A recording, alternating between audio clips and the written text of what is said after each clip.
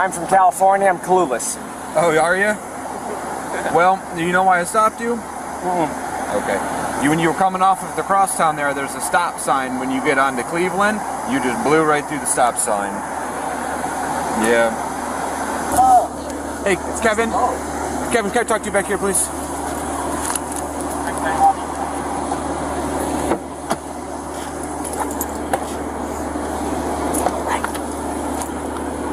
Alright, is it good? Yeah. Alright. You're not going anywhere. We're just going to be right here. Yes, sir. I just want to talk to you back here. Listen, I want to make sure you... Oh, no, right here. Come on right here for me. Come on right up here. Yep. I just want to make sure you haven't been drinking, okay? I can smell a lot of alcohol coming from the car, okay? Yeah, it might not be me, though. Okay. What I'd like to do is just check your eyes, okay? I want to make sure you're okay to drive. You okay with that? I don't consent to anything. I'm sorry. Okay.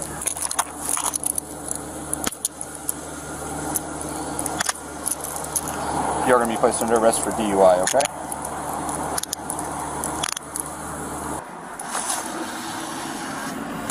Come on in, Kevin. In and then to your right. Headline: Tesla drivers had highest accident rate. BMW drivers, most DUIs, steady fines. And when I saw this headline, the first thing I thought of was our buddy Meet Kevin. And I was like, I got to show you guys the rest video if you haven't seen it already. And he was driving BMW. Moreover, as a Tesla pumper, I'd be curious how all of those YouTubers out there who pump Tesla all the time will take this kind of headline. Is it that Tesla drivers all suck? They're all getting in car accidents? Or is there something else going on with, say, the tech? Or is it Elon Musk? And it's interesting, if you've been following the story, this has been a long-running thing. So this is a headline from earlier this year. Elon Musk overstated Tesla's autopilot and self-driving tech, new lawsuit says. And it was just a couple of days ago, essentially the government was looking into this further, right? The investigation's been going on for a long time. But here's the basic gist of it is that if the language is misleading, meaning that Tesla/Elon Musk has been telling people that Teslas are so awesome, the autopilot is great, you don't have to pay attention, etc., the robot will take care of everything, is that the explanation of what's causing all the car crashes essentially in Tesla? They're the leader of this car crash thing. Or is it just that people who buy Tesla suck at driving? I don't know. But I mean, I'll let you guys decide your decision on that. But I just want to tell you that the data says basically Tesla people are getting in more crashes. Moreover, it's actually really interesting if you look further into this, because you as a Tesla driver/Tesla owner are getting into more crashes. And this was data in the past year. This essentially makes your insurance costs go up. That's one of the reasons, right? And the other reason is going to be your parts are going to be really expensive. Like you get in a crash, it's going to cost the insurance company more money, etc. And the reason why I'm talking about these kind of things is because, we've been talking about this before where other pupper channels will try to tell you that, Teslas are maintenance free. You don't have to pay gas. I always laugh at that one because they make it act like there's no energy costs. Oh, you guys, you get a Tesla, no gasoline costs, right? But clearly you have to pay for electricity, et cetera, and charge your vehicle. Moreover, insurance costs are through the roof. And I actually didn't know this data. I mean, that's why it's a headline. Tesla drivers have the highest accident rate. And again, the question I pose to you, is it the Tesla car itself? Or is it something to do with the people who buy said cars? They're just terrible drivers. Who knows? But insurance costs do go up because if you don't understand how this stuff works, the insurance companies, they have data on everything, right? They have data on all the vehicles that get crashed, what cities they get crashed in, what time of day, who's doing the crashing, all this kind of stuff. And then they set insurance rates accordingly. So according to this, and this was over at NerdWallet, they say here, Tesla insurance costs for Model 3, and that's the popular one, Tesla car insurance for Model 3 costs a median of $2,574 per year, or that's $215 a month. And that's nearly 45% higher than the national median cost of insurance. So I'm pretty sure this is directly connected. It wouldn't shock me meaning that a lot of crashes, higher insurance costs. Moreover, it's actually really interesting. Read this headline. This is just from a couple days ago. Tesla engineers are less boastful about Autopilot than Elon Musk. And essentially, I mean, this is just the how the game is played. Musk overplays, overstates, overpromises, and often underdelivers. And what's so been fascinating about, and I know we've been talking a lot about this week, but it's just been a fascinating period to where the Cybertruck comes out, which I guess to us sane people, we essentially call his bluff, where he's like, hey guys, it's going to be, 40 grand or whatever. And it comes out being like 100. You're like, okay. And it's like, what kind of delusional world can you live in to sort of overlook the way that he talks about his products. And I think this car crash thing is really, really telling. It's just numbers, guys. It's just numbers. I understand if you're one of the pumper channels and stuff like that, you're either going to ignore this numbers altogether, right? You'll look at this headline and say, oh, Tesla drivers had highest accident rate. You'll come up with some sort of reason. Oh, there's all bad drivers, right? maybe that's I guess you could make that argument, but it is kind of questionable because, like, again, right now they're under investigation because if you are over promising and you're making people feel like that, hey, you can trust the autopilot, maybe that's what's causing the crashes. Moreover, talking about sort of this kind of fantasy world that we live in, or this overstating on Elon Musk, we had a really change in statement this week, and this was the big one. Elon Musk talks, we dug our own grave with Cybertruck. And the reason why I bring this up, because it's like not that common where a CEO like publicly states that they made a horrible decision, and yet they're sticking with it.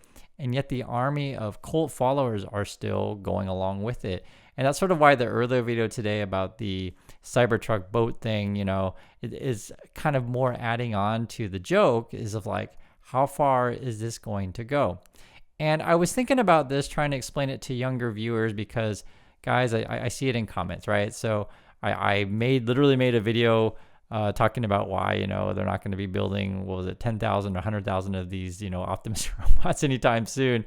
And like some kids like, you still didn't explain why they can't do it. And it's just like, what are you talking about? And it reminds me of that no matter what you say, these people like still will never understand any of this stuff, no matter how clear the data and the headlines are, etc. And I'll just give you a simple explanation, guys. Really, really simple.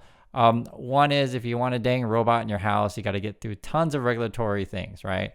This is also a major thing with the full self-driving. There's a ton of regulations you're going to have to get through, be it city, counties, state, federal, etc. Moreover, there's going to be a lot of people who are like, hey, these robots are taking my jobs. And what if these robots end up killing people? Which I think, honestly, guys, this is where the Cybertruck thing becomes a real serious concern, is that whenever you involve, new technology with people and people start getting hurt over said things, we got a real problem, right? And I feel like, I'm literally just looking at the picture of the Cybertruck. This thing is built for a post-apocalyptic world. They brag about that it's bulletproof. They brag that it can survive bulls and arrows.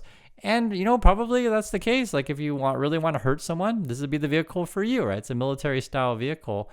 And it's sad because the pumpers keep going along with it. And the thing that really concerns me, and this is sort of why I'm pointing out this headline and showing you, like, say, the Meet Kevin video, etc., is that when you allow people to do dangerous things, bad things happen. In this situation, dangerous things being driving around a really heavy vehicle made of like steel, and there doesn't appear to be any like crumple zones, etc. And I think this thing's going to end up being, on the highway, a 65-mile-an-hour, missile heading to smaller cars. And I understand if you're into that, you're like, you know what? Yeah, I get it. Yeah, these big cars really scare me, so I'm going to get an even bigger car, right? And we're just going to be a race to the biggest car, biggest and heaviest, etc. And our highways are going to be really terrible. I understand that many modern vehicles, it's crazy. You get a fender bender and you feel like your car is totaled. I get that. But the issue is overall is safety, right? So sure, if you want to make the case that if you're driving said Cybertruck, you're going to be safe, right? That might be the case, but the other drivers not going to be, plus the pedestrians are not going to be. And so I'm thinking about the overall picture, but it depends which world you want to live in. Is it survival of the biggest and the most steeliest? or is it do you worry about the care of everyone? And we've talked about this before. People in Europe were saying that this will never get through European regulations because it's so pointy. And going back to the insurance thing, it reminded me, and guys, I like to talk about data all the time on this channel, but it reminded me of like kind of these army of fanboys and fangirls. I think that a lot of them are boys, to be fully frank. Don't believe stuff they say. I'll give you an example. So this is just based on data, right? These are insurance costs based on your age and your sex. So the most expensive person to insure in the USA is an 18-year-old male, and that costs $6,541 a year. And then the costs, actually, good news, as you get older, do decrease. But essentially, and guys, I was there. I was totally there. I was an 18-year-old kid. I was dumb. I was stupid. I thought I knew everything. I thought I was invincible, this kind of stuff. But the insurance companies know better. They know I'm the most dangerous person on the road. And I feel like this sort of internet that's filled with the braggarts and Elon Musk fluffers is that profile, is that kid that's really expensive to insure, that thinks they know everything. And so I show you this data because I want you to understand two things. One is, it looks like these things aren't safe. I mean, you can literally say it. Tesla drivers have the highest accident rate now. Or you can make the case that Tesla drivers just really suck. You can make it one of those cases. You guys, make your own decision on what you think on that. But I think the people who, essentially are supporting this kind of, how can I say, fantasy world that, this crazy robots are going to, be in our homes next year and we're all going to have 3 of them, or we're all going to buy whatever $5 million robots they're going to charge us for these things. Yes, we're all getting them, guys. You are so awesome. Essentially, are these kids who are 18-year-olds and think that they can do everything and they know everything, etc. But the numbers tell a different story. And I get it, guys. I get it more than you know. The young kid who's 18 years old, right, who pays $6,500 a year for insurance, they look at someone who's like, say, 50, 60, who only pays $1,800 and say, oh, you don't know how to drive. You drive too slow. You drive too boring. I know how to drive. I drive fast and cool.